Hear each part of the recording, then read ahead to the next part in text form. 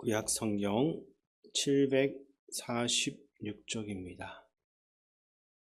느헤미야 13장을 교독하겠습니다. 그날 모세의 책을 낭독하여 백성에게 들렸는데 그 책에 기록하기를 암몬 사람과 모압 사람은 영원히 하나님의 총회에 들어오지 못하리니 이는 그들이 양식과 물로 이스라엘 자손을 영접하지 아니하고 도리어 발람에게 뇌물을 주어 저주하게 하였습니다. 그러나 우리 하나님이 그 저주를 돌이켜 복이 되게 하셨다 하였느니라. 백성이 이 율법을 듣고 곧 섞인 무리를 이스라엘 가운데에서 모두 분리하였느니라. 이전에 우리 하나님의 전에 방을 맡은 제사장 엘리야십이 도비야와 연락이 있었으므로 도비야를 위하여 한 큰 방을 만들었으니 그 방은 원래 소재물과 유향과 그릇과 또 레위 사람들과 노래하는 자들과 문지기들에게 11조로 주는 곡물과 새 포도주와 기름과 또 제사장들에게 주는 거제물을 두는 곳이라. 그때는 내가 예루살렘에 있지 아니하였느니라. 바벨론 왕 아닥사스다 32년에 내가 왕에게 나아갔다가 며칠 후에 왕에게 말미를 정하고 예루살렘에 이르러서야 엘리야십이 도비야를 위하여 하나님의 전뜰에 방을 만든 악한 일을 한지라. 내가 심히 근심하여 도비야의 세간을 그 방 밖으로 다 내어 던지고 명령하여 그 방을 정결하게 하고 하나님의 전의 그릇과 소재물과 유향을 다시 그리로 들여 놓았느니라.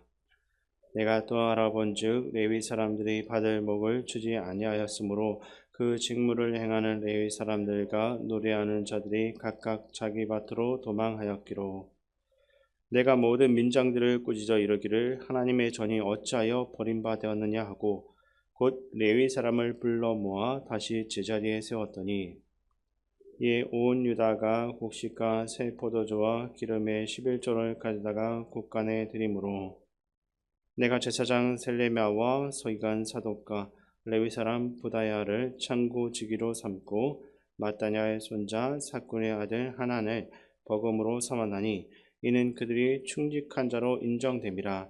그 직분은 형제들에게 분배하는 일이었느니라. 내 하나님이여 이 일로 말미암아 나를 기억하옵소서. 내 하나님의 전과 그 모든 직무를 위하여 내가 행한 선한 일을 도말하지 마옵소서. 그때 내가 본즉 유다에서 어떤 사람이 안식일에 술틀을 밟고 곡식단을 나귀에 실어 운반하며 포도주와 포도와 무화과와 여러 가지 짐을 지고 안식일에 예루살렘에 들어와서 음식물을 팔기로 그날에 내가 경계하였고 또 두로 사람이 예루살렘에 살며 물고기와 각양 물건을 가져다가 안식일에 예루살렘에서도 유다 자손에게 팔기로 내가 유다의 모든 귀인들을 꾸짖어 그들에게 이르기를 너희가 어찌 이 악을 행하여 안식일을 범하느냐 너희 조상들이 이같이 행하지 아니하였느냐 그래서 우리 하나님이 이 모든 재앙을 우리와 이 성읍에 내리신 것이 아니냐 그럼에도 불구하고 너희가 안식일을 범하여 진노가 이스라엘에게 더욱 심하게 임하도록 하는도다 하고 안식일 전 예루살렘 성문이 어두워 갈 때 내가 성문을 닫고 안식일이 지나기 전에는 열지 말라 하고 나를 따르는 종자 몇을 성문마다 세워 안식일에는 아무 짐도 들어오지 못하게 하였으므로 장사꾼들과 각양 물건 파는 자들이 한두 번 예루살렘 성 밖에서 자므로 내가 그들에게 경계하여 이르기를 너희가 어찌하여 성 밑에서 자느냐 다시 이같이 하면 내가 잡으리라 하였더니 그 후부터는 안식일에 그들이 다시 오지 아니하였느니라. 내가 또 레위 사람들에게 몸을 정결하게 하고 와서 성문을 지켜서 안식일을 거룩하게 하라 하였느니라. 내 하나님이여 나를 위하여 이 일도 기억하시옵고 주의 크신 은혜대로 나를 아끼시옵소서. 그때 내가 또 본즉 유다 사람이 아스돗과 암몬과 모압 여인을 맞아 아내로 삼았는데 그들의 자녀가 아스돗 방언을 절반쯤은 하여도 유다 방언은 못하니 그 하는 말이 각 족속의 방언이므로 내가 그들을 책망하고 저주하며 그들 중 몇 사람을 때리고 그들의 머리털을 뽑고 이르되 너희는 너희 딸들을 그들의 아들들에게 주지 말고 너희 아들들이나 너희를 위하여 그들의 딸을 데려오지 아니하겠다고 하나님을 가리켜 맹세하라 하고 또 이르기를 옛적에 이스라엘 왕 솔로몬이 이 일로 범죄하지 아니하였느냐 그는 많은 나라 중에 비길 왕이 없어 하나님의 사랑을 입은 자라 하나님이 그를 왕으로 삼아 온 이스라엘을 다스리게 하셨으나 이방 여인이 그를 범죄하게 하였나니 너희가 이방 여인을 아내로 맞아 이 모든 큰 악을 행하여 우리 하나님께 범죄하는 것을 우리가 어찌 용납하겠느냐 대제사장 엘리야십의 손자 요야다의 아들 하나가 호론 사람 산발랏의 사이가 되었으므로 내가 쫓아내어 나를 떠나게 하였느니라. 내 하나님이여 그들이 제사장의 직분을 더럽히고 제사장의 직분과 레위 사람에 대한 언약을 어겼사오니 그들을 기억하옵소서. 내가 이와 같이 그들에게 이방 사람을 떠나게 하여 그들을 깨끗하게 하고 또 제사장과 레위 사람의 반열을 세워 각각 자기의 일을 맡게 하고 또 정한 기한에 나무와 처음 익은 것을 드리게 하였사오니 내 하나님이여 나를 기억하사 복을 주옵소서. 아멘. 느헤미야는 오랜 시간 눈물과 수고로 끊임없이 달려왔습니다. 그리고 마침내 성벽이 재건되고 성전이 세워졌습니다. 누구나 이제는 좀 쉬어도 되지 않겠느냐라고 말할 수 있는 순간이었습니다. 그러나 진짜 기도하는 사람은 상황이 좋아질수록 더 깨어있고 형편이 안정될수록 더욱더 하나님의 뜻을 묻습니다. 느헤미야는 바로 그런 사람이었습니다. 모든 일들이 잘 풀려지고 공동체가 기뻐하는 그때 느헤미야는 하나님의 말씀을 기준으로 자신과 공동체를 다시 세워 나갔습니다. 잘됨 가운데서 교만해지지 않도록 은혜가 징계로 바뀌지 않도록 더 겸손히 자신들을 돌아보게 한 것입니다. 그 첫 번째가 말씀에 비추어서 공동체를 분별한 일이었습니다. 본문 1절부터 3절에 보면 모압 사람들에 대한 말씀이 나오고 있는데 그 말씀을 제가 다시 읽어드리겠습니다. 그달 모세의 책을 낭독하여 백성에게 들렸는데 그 책에 기록하기를 암몬 사람과 모압 사람은 영원히 하나님의 총에 들어오지 못하리니 이는 그들의 양식과 물로 이스라엘 자손을 영접하지 아니하고 도리어 발람에게 뇌물을 주어 저주하게 하였음이라. 그러나 우리 하나님이 그 저주를 돌이켜 복이 되게 하셨다 하였는지라. 백성이 이 율법을 듣고 곧 섞인 무리를 이스라엘 가운데에서 모두 분리하였느니라. 아멘. 여기서 언급된 이 사건의 뿌리는 오래전 광야 시대로 거슬러 올라갑니다. 이스라엘이 길을 지나가려고 할 때 모압은 형제 민족임에도 불구하고 그들을 도와주지 않았고 오히려 저주를 하려고 했습니다. 그러나 하나님께서는 그 저주를 도리어 복으로 바꿔 주신 겁니다. 느헤미야는 모세 어경의 그 율법을 읽다가 겉으로는 우리를 위하는 척하지만 속으로는 하나님의 영광이 아니라 자기의 이익을 구하는 마음이 있을 수 있다라는 것을 깨달았을 것입니다. 하나님을 믿는 척하지만 실제로는 공동체의 거룩함을 흐리는 요소가 있을 수 있었던 것입니다. 그래서 그는 말씀이 기준이 되어 공동체 안에 조용히 습겨서 들어온 혼탁함을 분별해냅니다.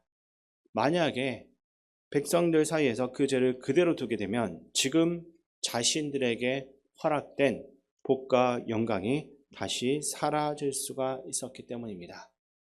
겉으로는 도와주는 것 같지만 그 안에 있는 본성과 가치관이 하나님을 향한 그 순수한 마음을 해칠 수 있다는 것을 잘 알았습니다. 그래서 그는 단호하게 정리한 것입니다. 그리고 3절부터 보시면 엘리야십과 도비아의 사건이 드러나는 것을 알 수 있습니다. 엘리야십은 대제사장이었습니다. 하나님의 전을 맡고 백성들에게 말씀을 전해야 할 거룩한 사명을 가진 사람입니다. 그런데 그는 암몬 사람 도비아와 가까워졌습니다. 이 도비아는 당시에 정치적인 영향력을 가진 인물이었습니다. 아마 엘리야십은 이렇게 생각했을지도 모르겠습니다. 저 사람과 가까이 지내면 공동체에 좀 도움이 되지 않을까? 현실적으로 나에게도 유익이 되지 않을까 하는 겁니다. 그래서 그는 성전 뜰 안에 큰 방을 만들고 도비아에게 내어줍니다. 하나님의 전 한가운데 하나님께서 원하지 않는 사람을 위한 자리를 마련해 준 것입니다. 이 사실을 알게 된 느헤미야는 심각하게 고민하고 근심합니다. 성벽을 재건할 때 외부의 공격을 두려워했던 것만큼이나 어쩌면 그 이상으로 이 일을 두려워합니다. 왜냐하면 외부로부터 오는 공격보다 더 무서운 것은 내부의 타협이기 때문입니다.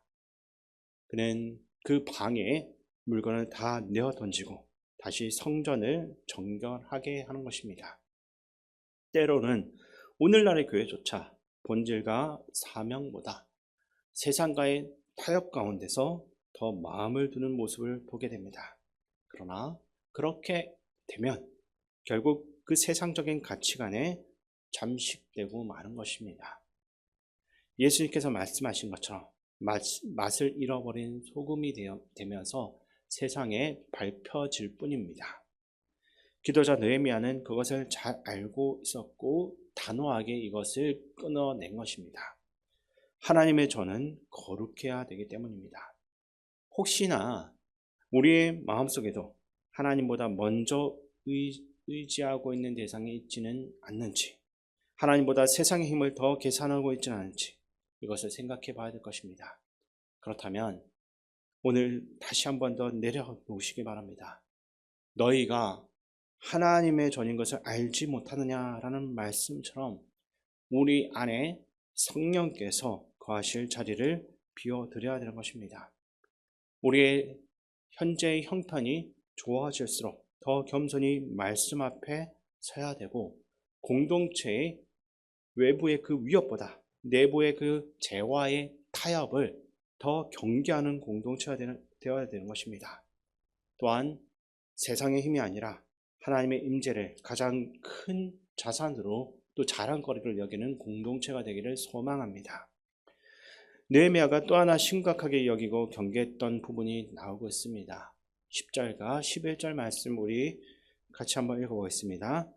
내가 또 알아본즉 레위 사람들이 받을 목을 주지 아니하였으므로 그 직무를 행하는 레위 사람들과 노래하는 자들이 각각 자기 밭으로 도망하였기로 내가 모든 민장들을 꾸짖어 이르기를 하나님의 전이 어찌하여 버림바 되었느냐 하고 또 곧 레위 사람들을 불러 모아 다시 제자리에 세웠더니 아멘.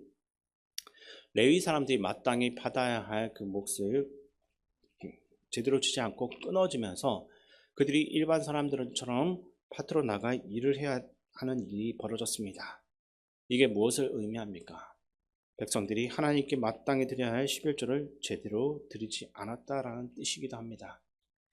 그들이 누리던 풍요와 경제적인 여유가 당연한 것이 아니라 하나님의 은혜였음에도 불구하고 하나님께 돌려드려야 할 그 몫을 아주 인색하게 드리지 않은 것입니다. 그 결과 레위인들이 생계를 위해서 밭으로 흩어졌고 성전에서의 하나님을 향한 사역은 약해져만 갔습니다. 느헤미야는 그 모습을 보며 책망합니다. 이것을 제자리로 돌려놓지 않으면 하나님의 나라도 바로 세워질 수가 없는 것이고 교회도 교회답게 설 수가 없는 것입니다. 우리는 어떻습니까? 지금 내가 누리고 있는 것이 하나님의 은혜라는 사실을 정말로 인정해야 되는 것입니다. 하나님께 드리는 것이 단순한 헌금이 아니라 우리의 신앙 고백이라는 것을 우리가 생각해야 되는 것입니다. 내 삶의 주인이 하나님이시라는 것을 사람들 앞에서 그리고 우리를 자꾸만 넘어뜨리려고 하는 사단의 세력 앞에서 분명히 선언하는 행위인 것입니다. 그래서 이 문제는 그저 돈의 문제가 아니라 정체성의 문제인 것입니다. 이 선을 무너뜨리게 되면 결국 우리도 쉽게 무너질 수밖에 없습니다. 이어지는 말씀에서는 안식일의 문제를 다루고 있습니다. 15절에서 17절까지 말씀을 제가 읽어드리겠습니다. 그때 내가 본즉 유다에서 어떤 사람이 안식일에 술틀을 받고 곡식단을 나귀에 실어 운반하며 포도주와 포도와 무화과와 여러 가지 짐을 지고 안식일에 예루살렘에 들어와서 음식물을 팔기로 그날에 내가 경계하였고 또 두로 사람이 예루살렘에 살며 물고기와 각양 물건을 가져다가 안식일에 예루살렘에서도 유다 자손에게 팔기로 내가 유다의 모든 귀인들을 꾸짖어 그들에게 이르기를 너희가 어찌 이 악을 행하여 안식일을 범하느냐. 아멘. 안식일에 장사를 하고 이익을 쫓아가는 모습을 느헤미야가 강하게 책망하고 있습니다. 우리의 삶에 있어서 최우선적인 게 무엇이겠습니까? 예배가 먼저입니까? 하나님의 일이 먼저입니까? 아니면 내 사업과 일정과 내가 중요하게 생각하는 인간관계가 우선입니까? 우리는 주의를 지킨다라고 말을 하고 교회 생활을 한다라고 말하지만 실제 삶의 중심에는 하나님이 아니라 다른 것이 자리 잡고 있을 때가 많습니다. 느헤미야는 이것을 철저하게 경계하고 있습니다. 지금 누리고 있는 복이 하나님의 징계가 되지 않도록 중심을 너희가 바로 세우라는 것입니다. 마지막으로 23절부터 보시게 되면 자녀들에 대한 문제가 나오고 있습니다. 이방 여인들과의 결혼으로 인해서 자녀들이 원래 해야 할 유다의 말을 하지 못하고 다른 언어를 사용하게 되었습니다. 느헤미야는 이때 솔로몬의 예를 들고 있습니다. 하나님께 사랑을 받고 지혜를 받았던 솔로몬조차 이방 여인들로 인해서 마음이 완전히 돌아갔습니다. 그 은혜와 복이 그 삶 가운데 가득했지만 중심을 잃어버리니까 그것이 결국 몰락의 원인이 되고 말았습니다. 이것은 우리에게도 같은 질문을 던지고 있습니다. 우리는 자녀들에게 지금 무엇을 가장 강조하고 있습니까? 말씀대로 살아라, 예수님을 잘 믿어라 라고 말은 하면서도 실제로는 성적과 성공과 세상적인 기준을 더 앞세우고 있지 않는가? 이것을 우리가 고민해야 됩니다. 우리의 우선순위가 아이들의 신앙보다 세상적인 성취와 성공에 있다면 결국 우리도 같은 길을 걷게 될 수 있습니다. 오늘 우리는 하나님의 은총을 구하면서 이 자리에 와 있습니다. 그렇다면 분명히 해야 될 것입니다. 복이 저주로 바뀌지 않도록 중심을 지켜야 됩니다. 하나님이 원하시는 삶, 하나님이 기뻐하시는 삶, 그분은 실제로 경험하는 삶이 될 수 있어야 됩니다. 하나님이 내 인생의 최우선이 되는 삶을 선택하시기 바랍니다. 하나님은 저주를 복으로 바꾸실 수 있는 분입니다. 그러나 우리가 중심을 완전히 잃어버리면 그 복도 저주가 될 수 있습니다. 오늘 다시 한 번 더 하나님을 삶의 중심 가운데로 모셔드리면서 하나님만이 기준이 되고 하나님만이 우리의 참 주인이 되는 그러한 삶을 모두가 살아내시기를 주님의 이름으로 축원드립니다. 아버지 하나님, 주님의 은혜로 하나님의 자녀가 되었음에도 우리의 모습 안에 여전히 연약함과 부족함이 있습니다. 우리의 연약함을 인정하며 날마다 주님과 함께 죄와 싸워가는 믿음의 길을 걷게 하여 주시옵소서. 성령님을 통해서 연약한 우리를 날마다 도와주시고 죄로부터 승리하는 기쁨을 맛보게 하여 주시옵소서. 주님의 길을 가는 기쁨과 죄를 이기는 즐거움을 알게 하시어 날마다 성장하는 그리스도인이 되게 하여 주시옵소서. 우리의 승리가 되시는 예수 그리스도의 이름으로 기도드립니다. 아멘.